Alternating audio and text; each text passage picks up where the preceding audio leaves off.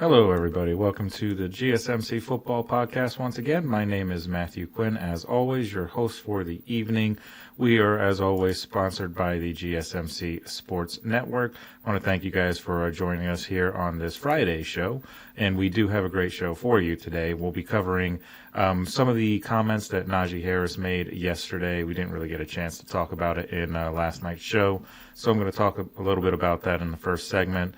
Also, we've got some NFL head coaches coming into this coming year that may possibly be on the hot seat, so we're going to cover that as well. And make sure you stick around for later in the show where I'll be giving you my top 5 college football national championship contenders. Really, really early, of course, but I'm just going to take a look at 5 different teams and see, exactly who could end up being the national championship winner at the end of the day. But before we start, I would like to ask you, as always, to like and follow the show. If you have a question, just go ahead and type it down in the super chat, and we will get to it as soon as we can. Once again, like I always say every time we have one of these shows, if you want to make sure that your message stands out and gets featured on the show, there's an easy way to do that. Like I said, the super chat feature. And your input is a big part of what makes this show great. And we thrive on your energy and your insights. So whether it's a quick comment, a thoughtful question, or just an opinion that you want to share, don't hesitate to drop it in the chat. And just click the $ at the bottom of the chat box to send in your super chat.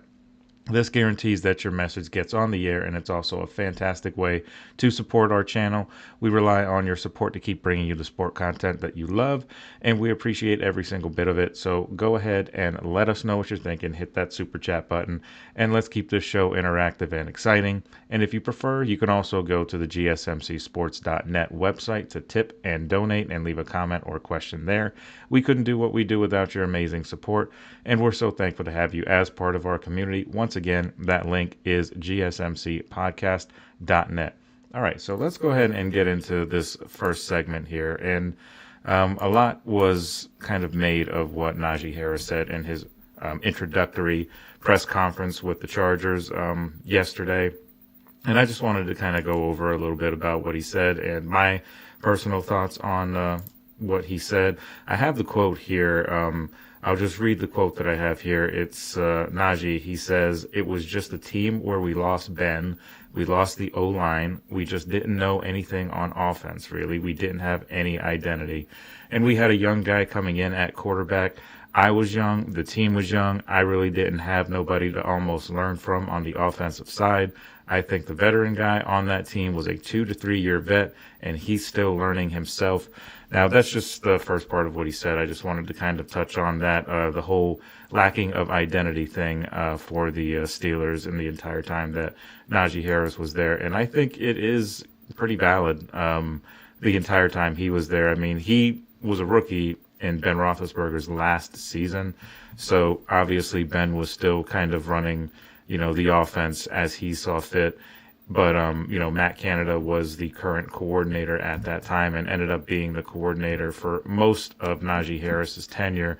And he, if, you're unaware of the talents of Matt Canada, he was one of those guys that was, not really wanted in the city of Pittsburgh because he just did just very basic, very, vanilla plays.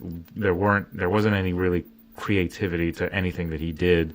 And the entire time that he was there, the Steelers went over 55 games without going over 400 yards of total offense. And they only went over 30 points once, and that was in a loss. And that was 3 years that they had Matt Canada, and he was kept entirely too long.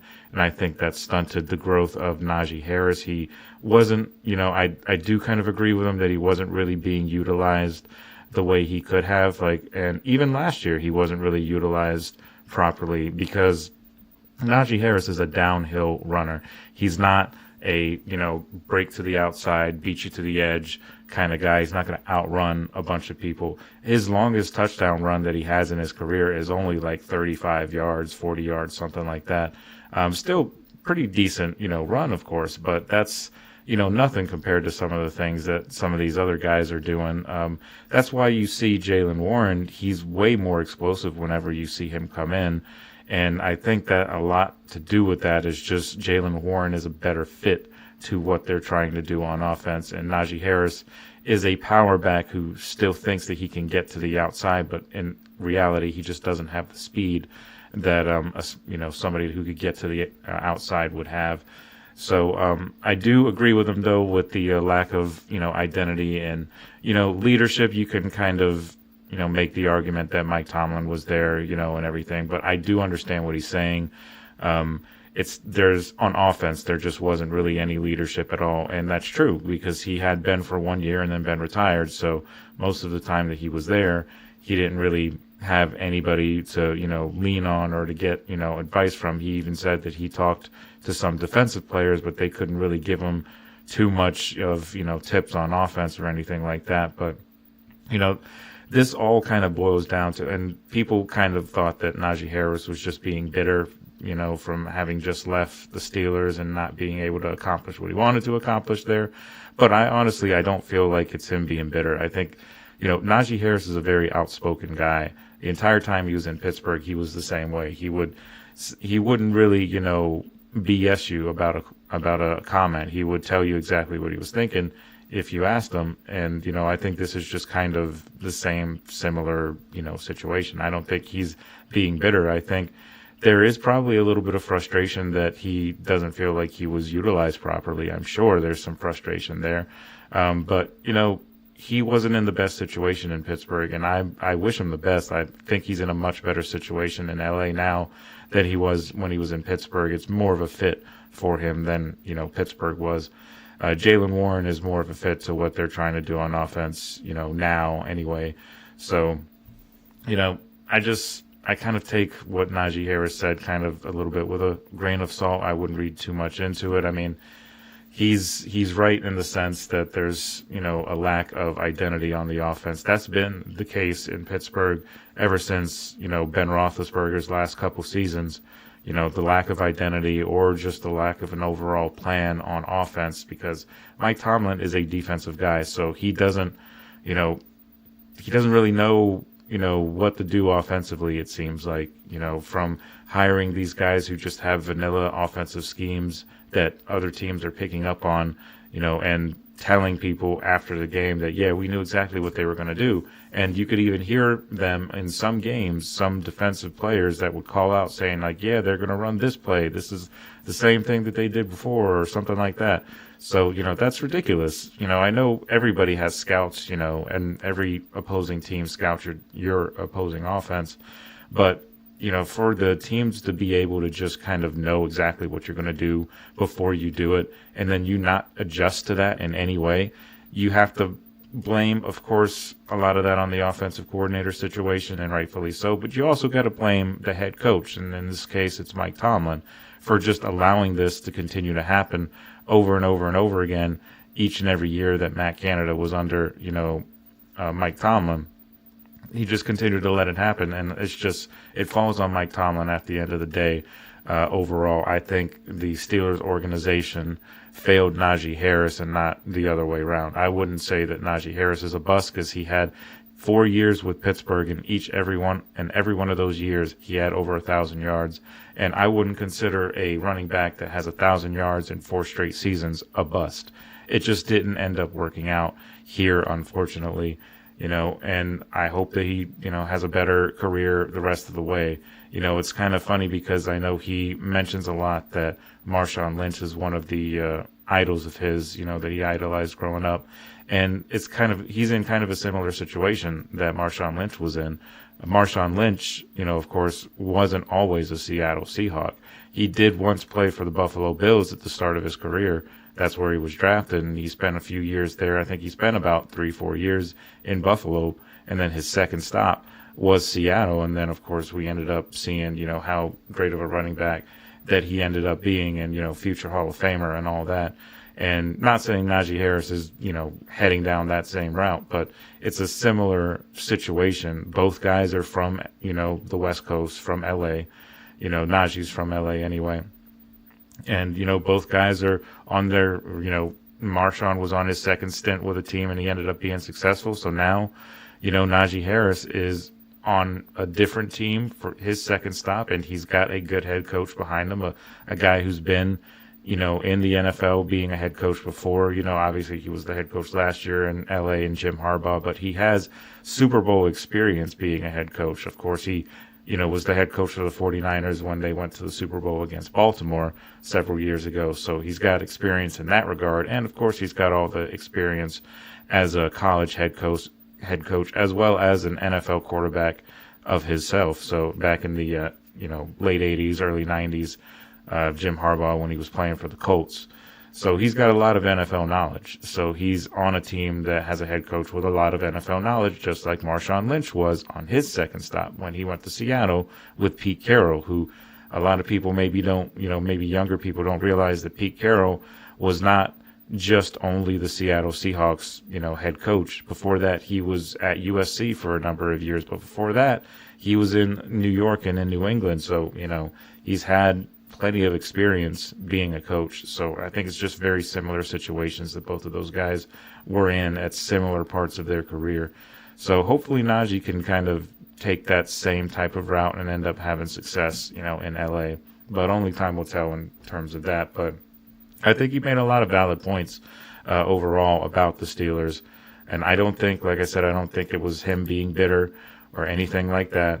It's just him speaking his mind. That's just what he's done every single year that, the Steelers have had him. And, it's not really surprising to me that he didn't necessarily have the best time, in Pittsburgh, because it was a frustrating offense. As a fan, it was frustrating to watch. But, of course, I'm sure it was doubly frustrating for players who actually had to play in that system, especially experienced guys and guys who have good offensive knowledge, and then knowing that it doesn't really matter because the guy running the show is not going to change how he does business. And, it's just frustrating. So I can kind of understand why some of these other players are coming out and saying, negative things about their experience in Pittsburgh. That just kind of falls on the head coach. Ultimately, that's where the buck usually stops. So it's no different in Pittsburgh. Mike Tomlin has a lot to answer for that he probably won't ever answer for, because he'll just, run out the extension of his contract, and then that'll be it. If he, of course, decides that he wants to retire, or if he wants to come back. If he wants to come back, I have no doubt that the Steelers would re-sign him, and I think that would be a mistake at this point. But, that's a conversation for another day.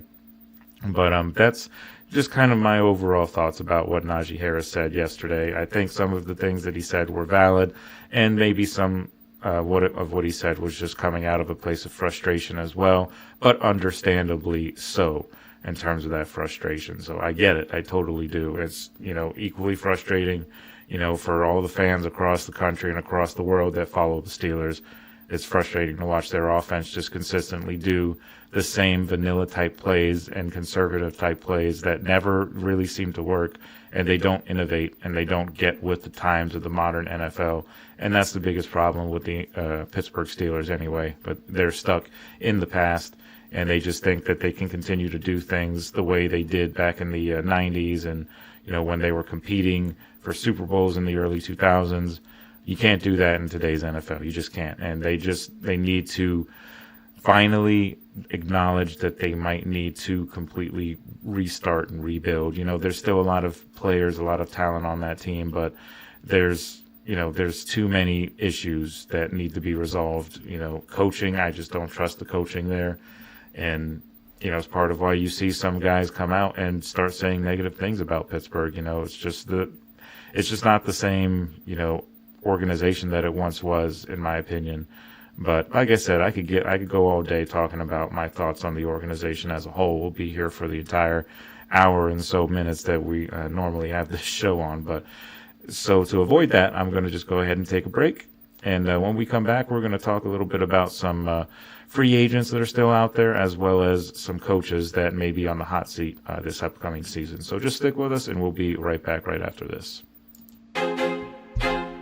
I feel like I'm losing my mind. Is everybody in the world blind? Please, Lord, give me a sign, a sign. I feel like I'm losing my mind. Is everybody in the world blind? Please, Lord,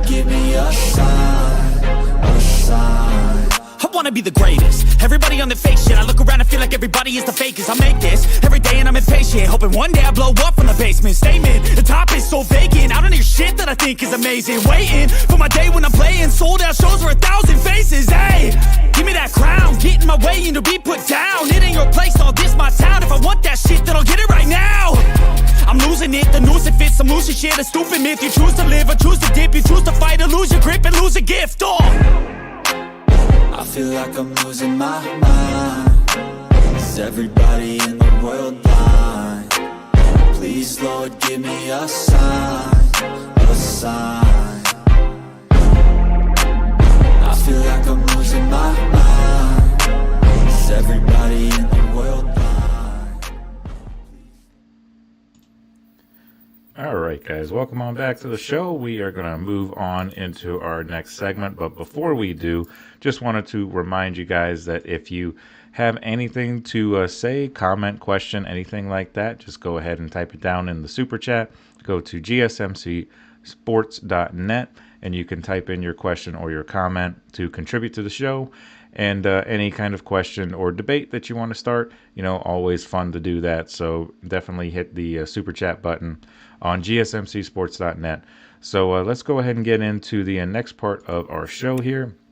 And we're going to be talking a little bit about some coaches that may be on the hot seat this upcoming NFL season. And just to kind of start, I just wanted to basically say that this is obviously not set in stone. I'm not saying that these guys are absolutely going to get fired, but these are just some guys that I would absolutely keep an eye on to see how the rest of their season goes. And, we'll kind of see where it ends, But the first guy that I have on this list is Brian Daboll from the New York Giants. And obviously, I think he's still a good coach. I just think the situation that he is in, it's possible that he could end up being fired at the end of the year. There was talk that he might have been fired last year because of everything that went on with Daniel Jones and, the mess around Saquon Barkley and how all of that was handled.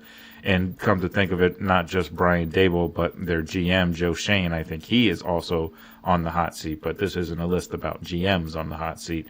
But I think he's also a part of that too. So, after a while, they're probably going to get tired of it. And, I think Brian Daboll will probably have success somewhere else. I think it would probably be the best for all parties involved, really, for Brian Daboll to start fresh somewhere else, because I think he's still a good enough coach to where he can be a head coach in this league. I don't think he has to go back to being an offensive coordinator. Obviously he could do that and he would be very successful because he is a good offensive mind. But, as a head coach, I think the Giants are just not a great situation. Now, we'll see what they do in the NFL draft because that's going to be very, very important for the Giants and them to get that right, especially with all of the pressure on the general manager, Joe Shane, as well as Brian Daboll.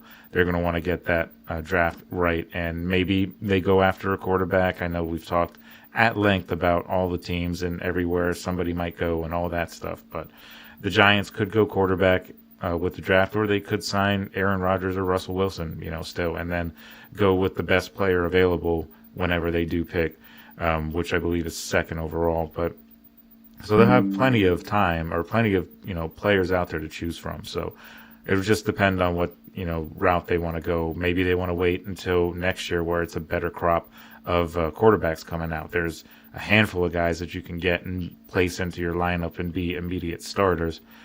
So maybe they're waiting until next year, as I know a lot of other quarterback needy teams probably are as well. But we'll see what they do in just a couple weeks when the draft rolls around. But that's who I have as first on my list is Brian Daboll. So the next guy on the list is Zach Taylor for the Bengals. And this I know we've talked about a little bit before, especially with all the offseason stuff that has happened with the Bengals and T. Higgins and Jamar Chase and all that. But I think Zach Taylor is going to be on the hot seat this year because too many times have this talented Cincinnati Bengals team, and they are talented, but too many times they have started seasons in a hole, in like an 0-3 hole, 1-4 hole, something like that, and then they have to claw their way back throughout the course of the season, and sometimes they can squeak into the playoffs, but a lot of the times they end up missing out on the playoffs because of some head-scratching losses that they took at the beginning of the year. Like last year, one specific one sticks out, and that's the New England Patriots. In week 1, they lose at home to a Patriots team that was supposed to be not very good, last year. And the Patriots proved to, of course, not be very good. Of course, they were starting their rookie Drake May, and they didn't have really anybody for him to throw to, but they still were able to beat the Bengals. And the Bengals going into the season were one of the 2 favorites to win a division in the AFC North. And they usually are up there in consideration for, division winners because of Joe Burrow and that offense. But that defense was just so bad last year, like historically bad, that it put them in a lot of bad situations, and they ended up missing the playoffs entirely, despite the fact that Joe Burrow put up an MVP-like season, and Jamar Chase won the Triple Crown. He was leading the league in every statistical receiving category, and not to mention a very talented T. Higgins as well, and some good tight ends. I mean, that offense was loaded. Even Chase Brown, their running back, turned out to be better than what they thought he was going to be, after they ended up, moving on from their previous running back. But Joe Mixon is who I'm talking about there, who's now with Houston. But, so I think a lot of pressure is on Zach Taylor to get the job done. They've got to start fast. I think that's going to be key as to whether or not his job is secure.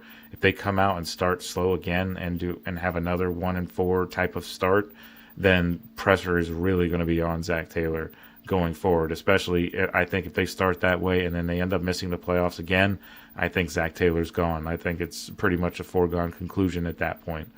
But so he's probably the one that I would say is probably most likely to get fired out of everybody on this list, I think. But, you never know. You could probably make the argument Brian Daboll is probably the most expected to, just because of the situation that the Giants have found themselves in. But moving on, the next guy on my list that I have here is Mike McDaniel, the head coach of the Dolphins. And that's another situation where I think Mike McDaniel is a good head coach, but I do think that some of that luster has worn off. When he was first the head coach of Miami that first year, when Tua was healthy, they brought in Tyreek Hill and Jalen Waddle was still there, and they still had Mike Gesicki, the tight end, who's now in Cincinnati. And they had a very, very good offense, and they even put up 70 points on Denver in that season, a couple seasons ago, in that crazy game down in Miami. So their offense was absolutely lighting it up, but the issues with the Dolphins kept rearing their ugly heads, and that was the fact that this Dolphins team cannot win when the weather turns cold.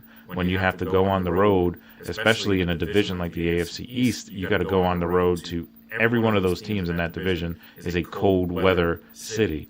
Whether that's the New York Jets, the New England Patriots, or the Buffalo Bills.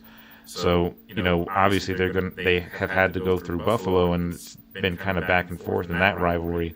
In terms of trying to win the division, and now the Patriots are starting to get better too, and that's just making more and more evident that the Dolphins really need to get it into gear, because they've lost a couple players in free agency. Javon Holland, their safety, he went off to New York to play with the Giants, but they've still got Tyreek Hill, even though he wasn't necessarily as effective last year, but you could kind of attribute some of that to Tua being out for some of those games as well. So it wasn't a great season for the Dolphins overall, but I feel like they brought in all of that talent, to light up scoreboards and everything, and it's just kind of fallen flat since those first few games of that first season that Mike McDaniel was the head coach. So I think the pressure is going to be on him more and more to get the job done this year in an increasingly difficult AFC East division, as each team has gotten better in some way. Even the Jets. I would even say the Jets have gotten better than they were last year. And the Patriots obviously have as well, and the Bills are still the class of that division, of course. So that's 3 teams that can beat you on a day that you're not at your best. So, I think Mike McDaniel is going to be on the hot seat this year. So we'll see how it turns out, of course. But the other guy that I have on this list is Raheem Morris from the Falcons. And I have him on this list because there's a lot of, things at play here. They have Kirk Cousins still on the roster right now. And last year they went out and they got him and signed him for a crazy deal. And then he ends up struggling because they also ended up drafting Michael Penix at quarterback. Now, if for some reason Michael Penix doesn't work out this year and he just looks really bad, and Kirk Cousins has also looked, bad since he's been in Atlanta, it's, I think a lot of heads will roll. They'll hold on to Michael Penix, of course, because they invested a first-round pick on him, but I think they will probably want to change things up coaching-wise. Arthur Blank is probably, I'm sure, sick and tired of having these kinds of seasons like the Falcons have had, where they, either they have a bunch of games where they have a big lead that they blow, or they have a lead in the division that they end up blowing, which they did last year when they had a lead in the division for a good chunk of the year and then let the Buccaneers come back up and win the division and take the division from them. So, it's going to be interesting to see what the Falcons decide to do at the end of the year if they have a similar season. I think it's just, if it hinges on Michael Penix. If Michael Penix can come in and be at least, serviceable to where you see some promise in there and there could be some growth there, then Raheem Morris, he might be safe. But if he comes out and he starts throwing interceptions, starts having a bad year, the Falcons struggle throughout the year, and, they've still got the $100 million man and Kirk Cousins on the bench eating up cap space, and now they don't have an answer at quarterback. They would essentially be stuck because they'd have Kirk Cousins, who's not getting any younger, and then they have this young guy who they invested a lot in that, now they maybe don't believe that he's the right guy. Like, those kind of things can happen, and that would be a disastrous season for the Falcons and could probably result in Morris getting fired. So that's who I have for that. The last guy that I have on this list is Brian Callahan from Tennessee, and they have a new general manager this year too, so that's kind of one of the reasons why I put him on this list, because the previous general manager is the one that hired Brian Callahan. So this new general manager is not, Brian Callahan is not his guy. So I feel like if they have another pretty terrible season like they had this past year, where just the offense was just, hard to watch, with Will Levis, and then, Mason Rudolph having to come in when Will Levis got hurt. But Levis was just making mistake after mistake after mistake, in the early going especially. And if they don't hit on their draft pick this year, whether it be Cam Ward that they go after, or, some other player like maybe Abdul Carter, which I know was linked to Tennessee a little bit, or they maybe go after one of the free agents that are still out there quarterback-wise. I know they talked to Russell Wilson earlier in the offseason. Don't think anything ended up coming of that. But that's still an option out there should they decide to go that route, if they don't trust Will Levis, that is. But, yeah, so Brian Callahan, I think he could absolutely end up losing his job, because that division also is not a very good division. So if you're not competitive in a division like that, you're always at risk of losing your job, because those are the types of teams that are always kind of scraping the bottom of the barrel in the league, is the teams that consistently change coaches because of one or two bad years. And the Titans fall in that category. And this would look even worse if Callahan doesn't work out, because they fired a perfectly good head coach in Mike Vrabel that they had a couple years ago. I still don't understand why they fired him, but nevertheless they did. And now they've got his replacement, which is Brian Callahan. First year they end up with the number 1 overall pick in the next year's draft. That's how well it went. So obviously you want to see them, if you're Callahan, you want to have a much better season than you did last year, to put it lightly. So so those are all the coaches that I have on this list. Just to review: Brian Daboll of the Giants, Zach Taylor of the Bengals, Mike McDaniel of the Dolphins, Raheem Morris of the Falcons, and Brian Callahan of the Titans. Those are my coaches that I think are on the hot seat. And no, I don't think Mike Tomlin will be on the hot seat, because he's a Pittsburgh Steelers head coach, and it just doesn't work that way. So we will be right back right after this second break, and we're going to talk about some of the free agents that are still out there and who I think is the best that are available, of the ones that are available anyway. So just stick with us, and we'll be right back. Looking for your daily fix of sports talk without having to pay for it? GSMC Sports Network is available on YouTube. Just search GSMC Sports Network.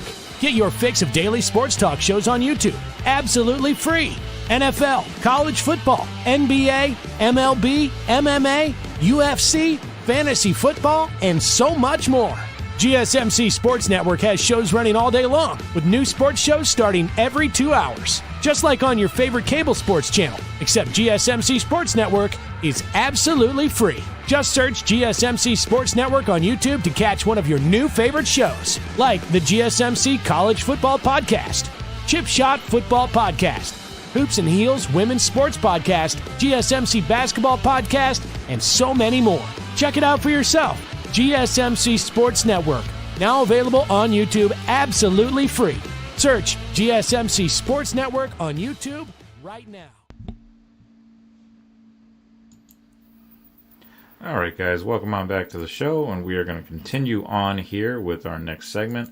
We're going to talk about some of the best free agents that are still available. Obviously, it's been a pretty exciting start to the NFL offseason. That first wave of free agency right when the new league year started, there were a ton of different moves, and there was a lot of hype, a lot of headlines, and we covered a lot of it. Took up a lot of each one of the shows here because of everything that moved. But now that everything has kind of settled down and people are turning their focus towards the NFL draft now, we're going to look back on just some of the guys that are still available that teams could get good value out of if they decide to pick up the phone and give them a call. So the first one that I have on this list is a guy that you might have heard me talk about a few times over the past few shows, and that is Amari Cooper, the wide receiver. He's coming over from Buffalo. Obviously, Buffalo grabbed him at the trade deadline last year from Cleveland, and he kind of battled through injuries, wasn't super effective with the Bills in the limited time that we saw him. He did have a couple touchdown catches, though, but he still has ability. He's a veteran receiver, and, he's not one of those guys that's a diva or ruffles any feathers or anything. You'd get a solid veteran guy if you could pick up Amari Cooper, and there's still a lot of teams out there that could use his services, I believe. There's other receivers, of course, out there for other teams to pick up, but Amari Cooper, I think, is a solid receiver. He's still a solid route runner. He's got short hands. So I would, definitely look into possibly signing him if I'm one of these wide receiver needy teams, or, just a team that needs a depth player, to fill out their roster or whatever the case. I could see a team like maybe Green Bay getting him for, for cheap and for just a depth player, because they need a guy, with Christian Watson's injury and him possibly his status being up in the air for this year and possibly missing some games. So they could maybe go after him to just shore up some depth and then maybe sign or draft a guy rather in the NFL draft in a couple weeks. So possibly they go that route. But Amari Cooper, it's decent value. You're probably not going to have to pay a whole ton to get him.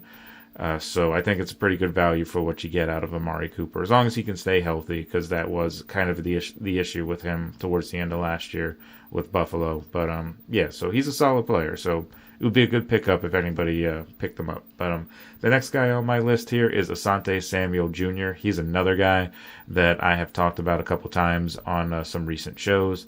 He's coming over from LA and from the Chargers of LA. And he is another relatively young guy who can still come in. And, he had kind of a down year with LA. Wasn't necessarily super effective, but he's still a talented guy who you could come in and, fill in as a depth guy, as a nickel corner, something like that, and he have good value because he's another guy you wouldn't have to pay a whole lot to get probably.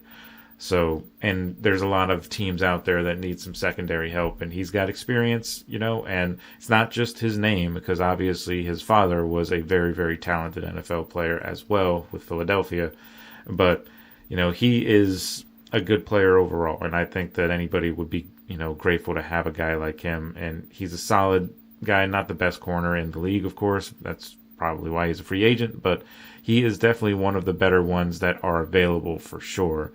The next guy that I have on my list is another wide receiver, and it's Stephon Diggs. And I'm honestly kind of surprised that he hasn't been signed yet. I know he's visiting the Patriots, or at least had visited the Patriots. That would be an interesting signing, because the Patriots do need weapons on the outside for sure. And Stephon Diggs it would be weird to see him in the Patriots uniform, for sure, especially being a former Buffalo Bill. But he's still a good receiver. He's a veteran guy too.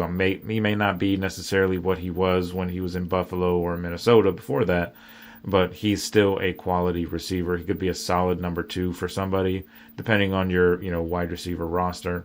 He could absolutely be a number 2.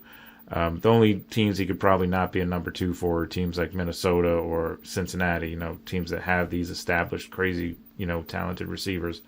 But for receiver needy teams, again, those teams that are out there that need some depth at the position, I would not surprise me if Stephon Diggs ended up getting signed somewhere, maybe sometime in the next few weeks or so, as we get closer to the draft and teams start to figure out more about how they're going to build their teams and what they might need and who they might need to bring in to kind of shore up some different spots on the roster so he could get a call or get a few calls. At that point, we'll have to see. But that's who I have there. The other guy that I have on this list is Justin Simmons, the safety, who just got released from Atlanta.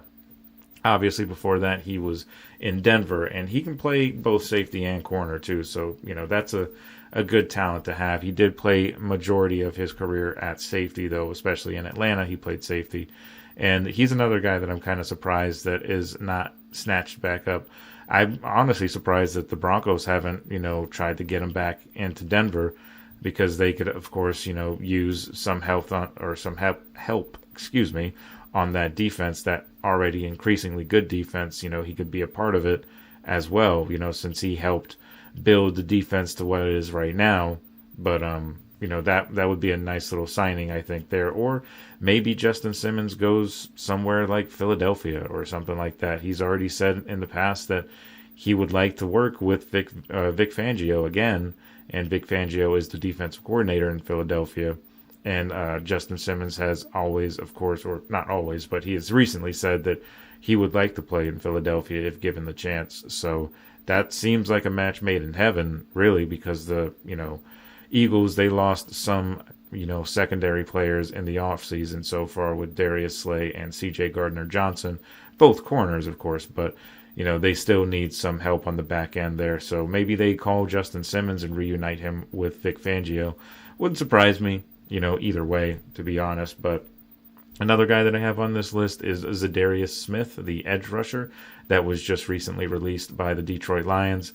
There's a lot of different teams that need edge rushers. I know the Raiders, they want to get somebody opposite Max Crosby. There's plenty of other teams out there that need some edge help. The Commanders, they need some help on the defensive line as well. I know they added a couple guys already. But having Zadarius Smith, he's an experienced player. You can have him at the rotation, keep some guys fresh. That's a team that I could see maybe, picking him up.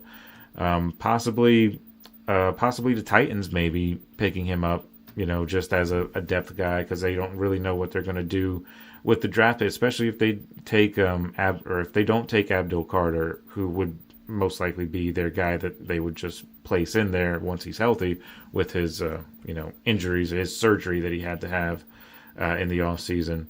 They could plug him in there and just have him take a roster spot and be in the rotation once Carter is ready to go.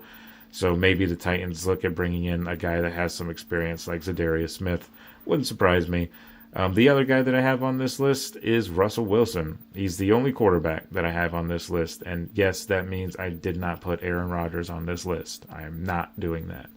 So Russell Wilson I have on this list because I feel like obviously he's not going to be a Pittsburgh Steeler this year. I think that's pretty much out the window at this point. But I think he would be a really good fit in New York, to be honest, especially that would give them the opportunity to go after best player available and have the quarterback position shored up at least for one season, and then they can go get their franchise guy next year with the huge crop of quarterbacks. Guys like Arch Manning, Drew Aller, Cade Klubnik, those kind of guys are all coming out next year. That's just to name a few. There's other guys that I'm missing, of course, but, I could see them maybe signing Russell Wilson. That's kind of been up in the air in the stories over the course of the past few days. Is it going to be Russell Wilson or Aaron Rodgers to the Giants or Steelers, respectively? So I think it's going to end up being Russell Wilson possibly to the Giants, and obviously Aaron Rodgers will most likely go to the Steelers, I think, as much as I hate that pick. I think that's what it's going to end up happening overall. But Russell Wilson could still give you some quality starts, and it's an improvement over what they had last year in New York if they signed Russell Wilson, because he's better than Daniel Jones even at this point in his career, and he's definitely better than Tommy DeVito, Tommy Cutlets, So I think Russell Wilson would be a solid signing, and he's a good locker room guy too. A lot of people might think of him as having toxic positivity, but he is a good locker room guy, and he's a good, teammate. A lot of the teammates in Pittsburgh, they did like him. Most of the guys that played with him, they all got along with him. He didn't necessarily see eye to eye with Arthur Smith, the offensive coordinator, but everybody seemed to like him, most of all. So, and he would, he's a good citizen for, being your face of the franchise for a year. He does all those hospital visits to the, children's hospital and all that. So he's a good dude, so it would be a good locker room guy to have for the Giants. And they sorely need somebody like that to kind of stabilize that position a little bit, at least for a year, until they can go get their franchise guy next season. So, yeah, those are the best free agents that I have available here. Obviously, like I said, I didn't put Aaron Rodgers on this list because I don't believe he belongs on this list. And he may not be a free agent for very much longer anyway.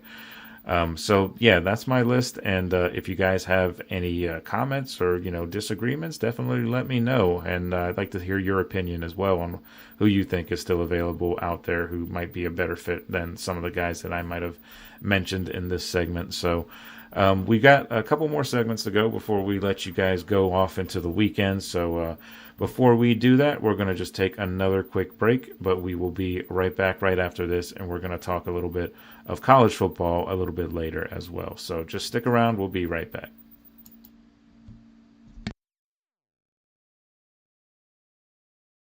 For the best and latest podcasts available anywhere, go to the podcast app on your cell phone and type in GSMC to access free content-rich podcasts on health and wellness, book reviews, sports, entertainment, relationships, social media, movies, technology, finance, and even weird news. Subscribe and download the GSMC Podcast Network's family of shows, available everywhere podcasts are found.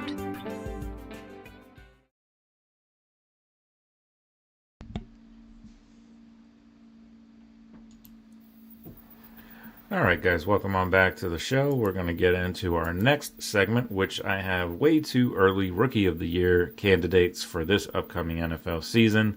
Of course, teams haven't even drafted their rookies yet, so I know this is probably a little bit ridiculous to do a list like this. But you know what? There's not really anything going on NFL news-wise right now, so we're kind of scraping the bottom of the barrel to try and come up with topics here. So you'll have to just bear with me while we get through some of these. But some of the guys that I have on this list are probably pretty obvious to, most people who follow the draft and all that. But a couple guys in there that might not necessarily be in people's radar too. So some pretty interesting picks here that I have. But the first one is a pretty obvious one. I have as running back Ashton Jeanty coming out of Boise State. I think he is obviously the best, running back in the draft this year. I think he can absolutely come in and be a day one starter. He's gotten a lot of comparisons to LaDainian Tomlinson. Now that is a tall, task to try and reach the accomplishments that Tomlinson did in his career, in his Hall of Fame career. But Ashton Jeanty has all the ability. He got over 2,000 yards and about 26, 28 touchdowns, something like that, in his final year at Boise State. He got better increasingly as his career in college went on. As he got more and more carries, he got more and more effective. And he can be one of those guys that can be an all-pro running back that you want to build your franchise and your offensive line around in the coming season. So I think he could absolutely be a candidate for Rookie of the Year. We'll have to see how everything goes, of course, with whatever team that decides to draft him, because that's going to go a long way in determining how good of a year he ends up having. If he goes to a team that has a terrible offensive line, he's a very, very talented running back, but he may not necessarily get those Rookie of the Year votes, behind a bad team. That's just kind of the way it goes sometimes. These types of votes, they end up relying a lot on, how good teams are that the rookies were playing on. So we'll see how that shakes out. But the other guy that I have on this list is a guy that has, been in the news a lot, with him winning the Heisman Trophy this past college football season, and that is wide receiver / cornerback Travis Hunter. Obviously, this is a pretty easy pick in terms of, early Rookie of the Year candidates. He won the Heisman last year, was, in a lot of highlights, showed up on a lot of highlights on ESPN and all that just because of some of the crazy plays that he was making. And he was effective just like both as wide receiver and corner. It wasn't just one position that he was, really good at, and then he was just kind of filling a roster spot on the other side. He was a starter on both sides and a talented starter at that. Got a lot of interceptions, got a lot of touchdowns. He's a very, very good player, and it'll be interesting to see how teams use him, whoever decides to draft him, because he is the wide receiver and corner. He can play both, but will NFL teams be willing to put a first-round draft pick out there on both offense and defense? I don't know, because that is a big investment, and you want to limit as much as you can in terms of their playtime, because that more and more playtime in the NFL can lead to injuries, especially rookies, especially now, because the NFL just keeps increasing their regular season games. It's 17 games, not to mention if you're on a team that ends up going to the playoffs, you're playing for a lot longer than a normal college football season. That's why you see a lot of these rookies hit that rookie wall. It is a real thing, because they play like 12, 13 games in college football. If you take into account, playoffs and all that, 14 maybe if you get to the national championship game. But in the NFL, it's nonstop once the season goes. And then there's these crazy schedules sometimes where you have to play 3 games in 11 days. 3 different teams had to do that this past year in the NFL. And that weighs on a lot of these young guys who are not used to playing these kind of snaps and these many games. So that is, of course, going to be, something that they look at. Whoever decides to draft Travis Hunter, they're going to have to look at that with just workload. They can't just overload him and wear him out before the season really kicks into high gear later in the year, and in January, December, things like that. So we'll see who decides to pick him up, but I think he's going to be a great player, no matter who it is. And he, like I said, he's one of those splash players. He can play a bunch of different positions. So, there's a bunch of different ways that he can make plays and get up there in Rookie of the Year topics and Rookie of the Year votes. So another guy that I have on this list that maybe not a lot of people would have on this list, but that is the wide receiver out of Arizona, Ted McMillan. And he is another guy that I look at as kind of similar body to a DK Metcalf. He's a 6'4", 220 or 230 pounds, something like that. He's a big-bodied receiver. He can go up and make the big-time catches. And you take a look at some of the teams that might need wide receivers at this position, or wide receivers this draft. I mentioned the Green Bay Packers earlier. They're looking for a deep threat. I think McMillan could, absolutely solidify that need for them. Whether he is available when they pick, that's a whole other story. But, he is one of the top receivers in the class. I would also not rule out Emeka Egbuka as well, or Matthew Golden for that matter, as being Rookie of the Year picks. Both are quality wide receivers, and both can make some big plays as well.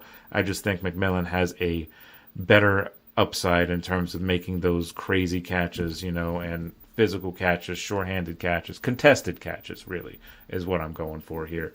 So I could see him absolutely being up there in one of the votes as well. So another guy that I have on here goes without saying, Abdul Carter. He is arguably the best player in this draft overall, edge rusher out of Penn State. He puts me into mind, and I mean, maybe it's just because he played at Penn State also and wore the same number, but kind of puts me in the mind of Micah Parsons.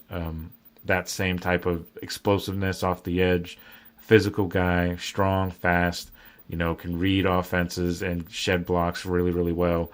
And I think whoever decides to pick him up is going to have their core edge rusher for many years to come.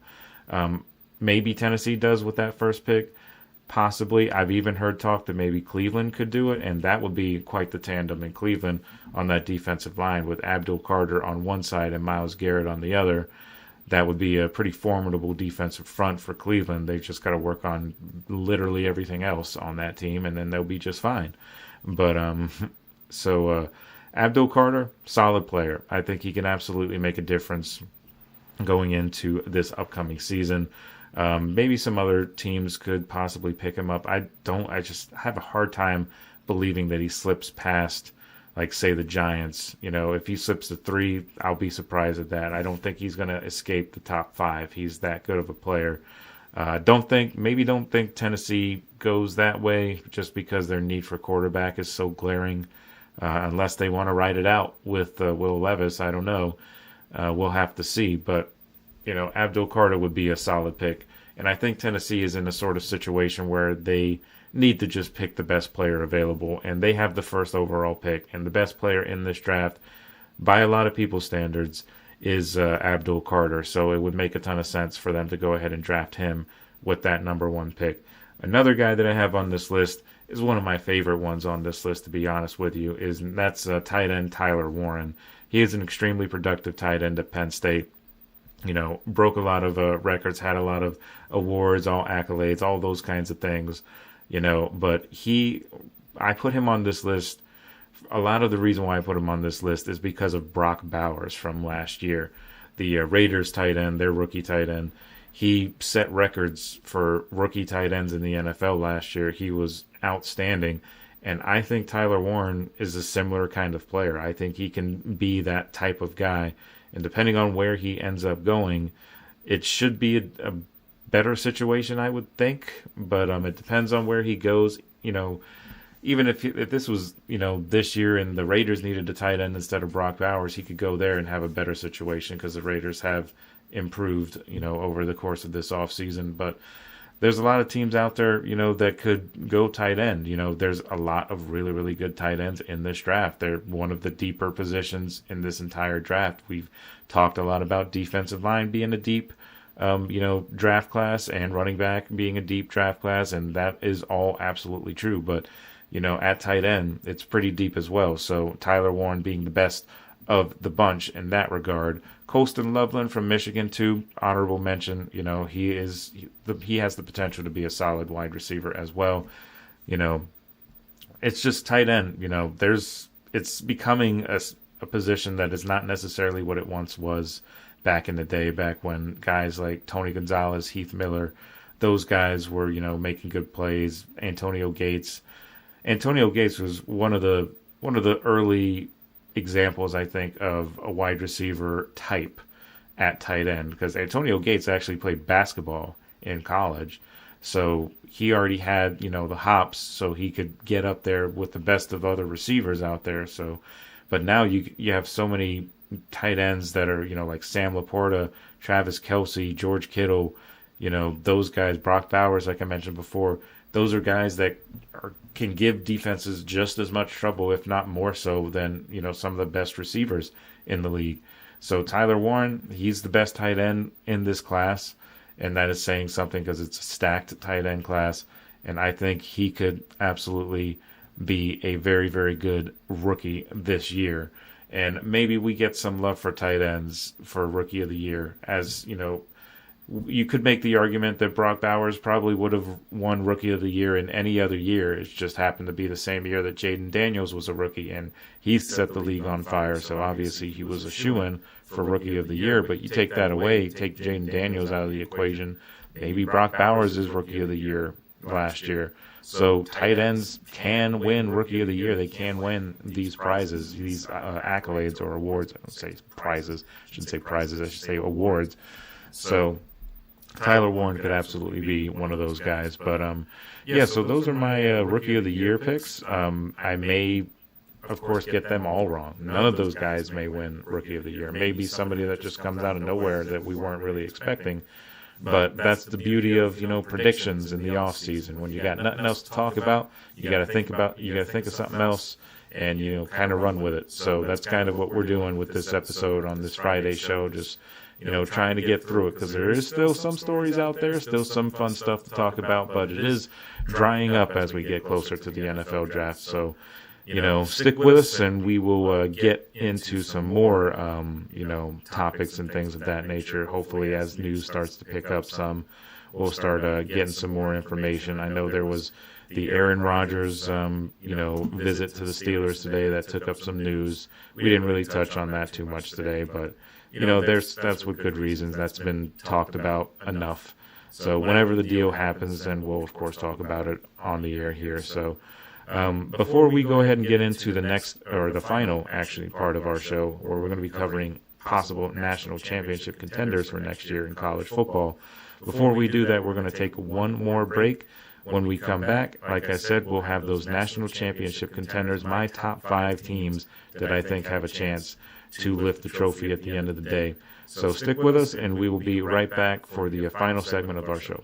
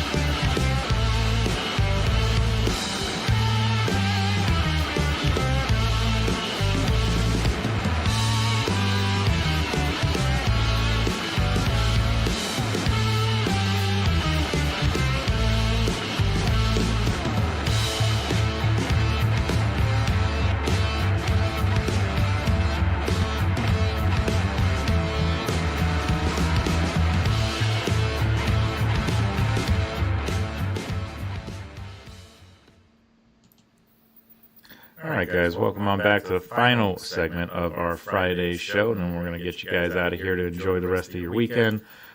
So before we get into it, just want to tell you about the topic, I guess. So it's the national title contenders that I have for this coming college football season. Obviously, last season, Ohio State lifted the trophy.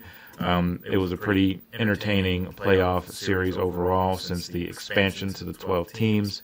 And these are 5 teams that I think are going to be right in the mix for the national title. Don't know if any of them will win, of course, but we'll see what they decide to, what they end up doing. The first one that I have is Penn State. They are one of the favorites this year. They have the same odds as Ohio State to win the national championship this year. But I have Penn State. They have of course, the return of their sure-to-be first-round pick quarterback for next year, Drew Aller. He's coming back. Of course, they've got running backs Katron Allen and Nick Singleton. Those are significant players to have on that team. And they did struggle at receiver last year, but I do think that they'll be improved this year at receiver. And the big question with James Franklin has always really been, he's a decent head coach, but he hasn't really shown that he can win the big games. Well, he did show that last year. I mean, of course, he didn't end up winning the national title, but he got his team to within a game of the national title and within 3 points of a national title as they lost to Oregon in that game last year. But I think they could absolutely grow off of that year. I mean, obviously they didn't get to where they wanted to get to being a national champion, but I think that they made a lot of steps forward, and they have a very good quarterback returning, and this will be his final year, so I'm sure he's going to want to go out with a bang and, help his stock in the draft, as I'm sure he'll probably go pretty early in the first round, I would think. He's just one of those quarterbacks, along with a handful of others that we talked about before that are coming out next year in next year's draft.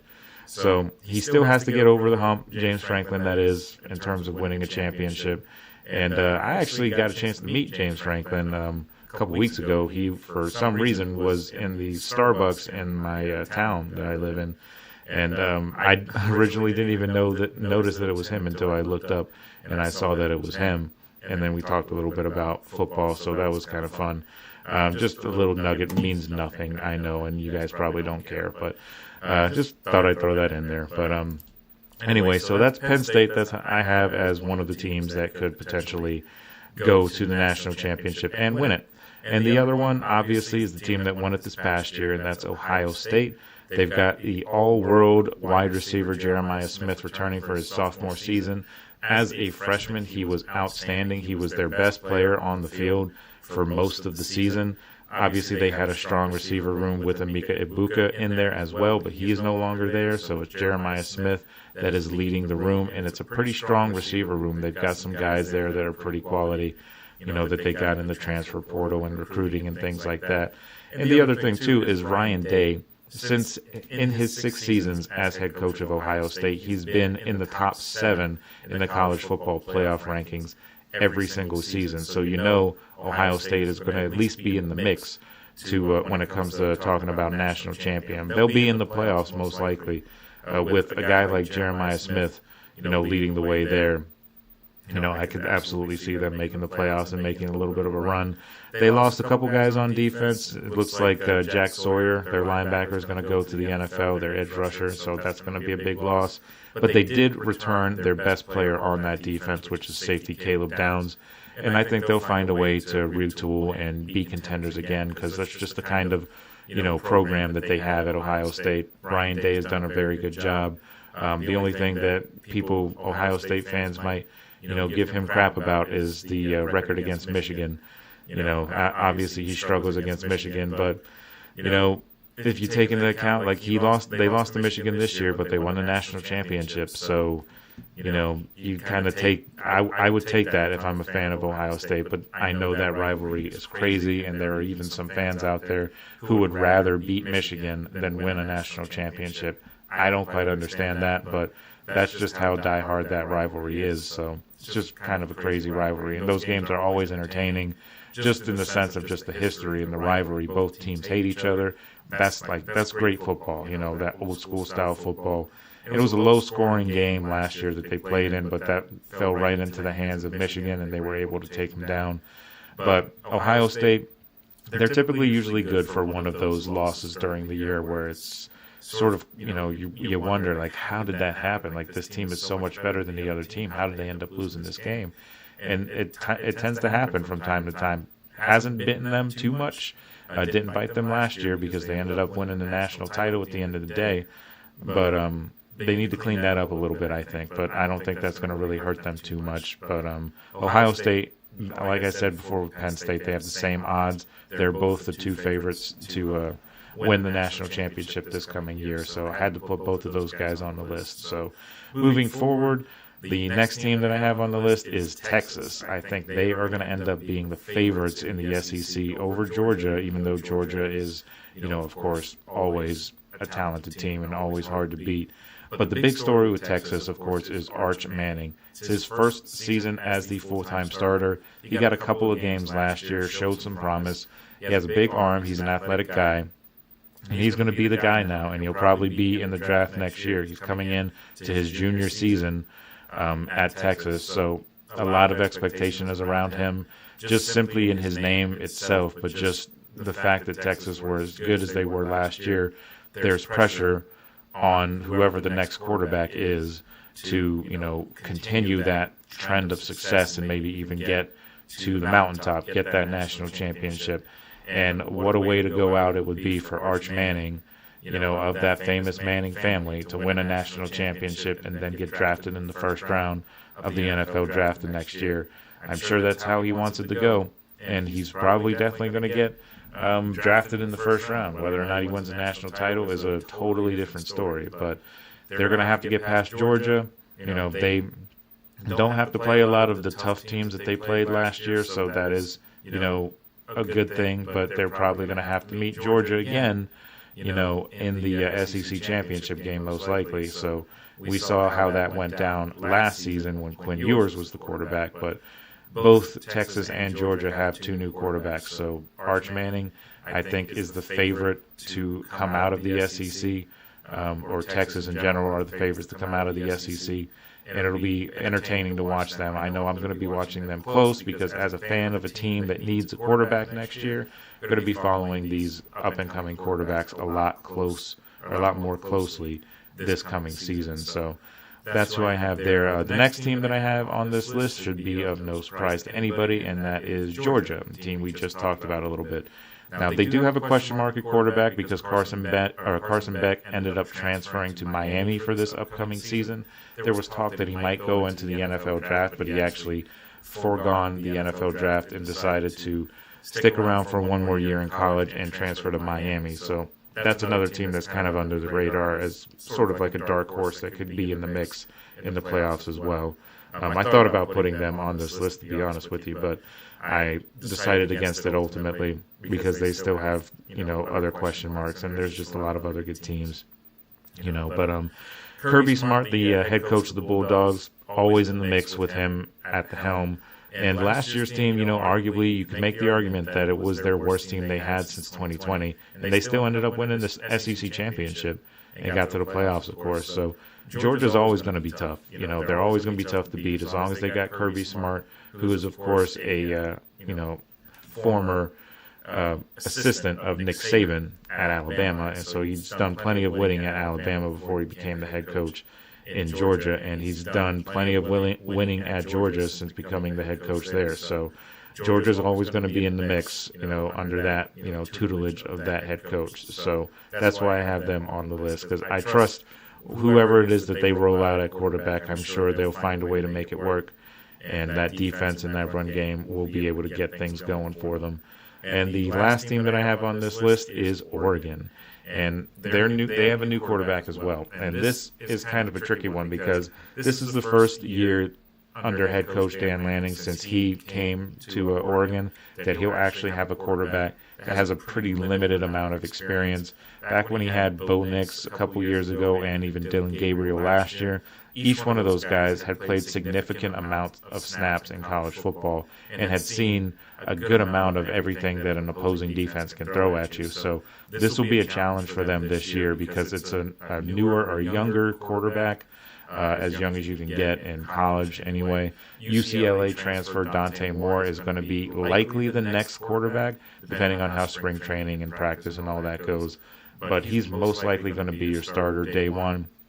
So that'll be a different experience. They still have plenty of talent on that team, so it's not like he's coming into a situation with just a bunch of freshmen and a bunch of guys who are inexperienced and it's just going to be a disaster of a season. It's not going to be that way. They've got plenty of talent on that team, and they should be in the mix again this year. And, there should be fun to watch with whatever of the one of 100 jerseys that they have out, that they come out with every week. They have a new jersey. So it's always fun to watch them just for that. But they also have talent on the team, the guys who wear those jerseys.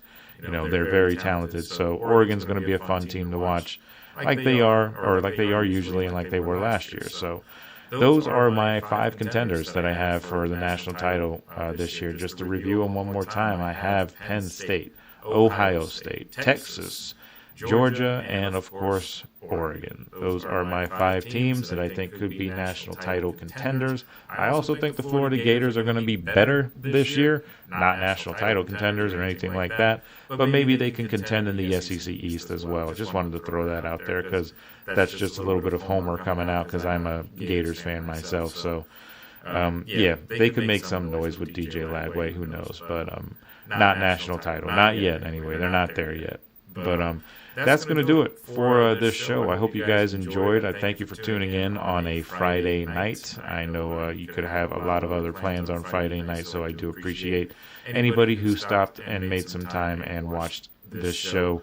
And I appreciate everything, any comments, donations, tips, questions, all of that, technical stuff. I appreciate all of that stuff as always. Thank you once again for tuning in to the GSMC Football Podcast. We are always presented by the GSMC Sports Network.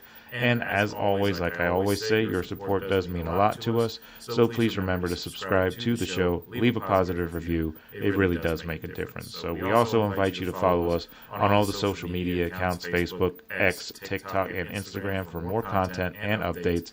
Thank you once again, and I hope you guys have a wonderful weekend. See you guys on Monday.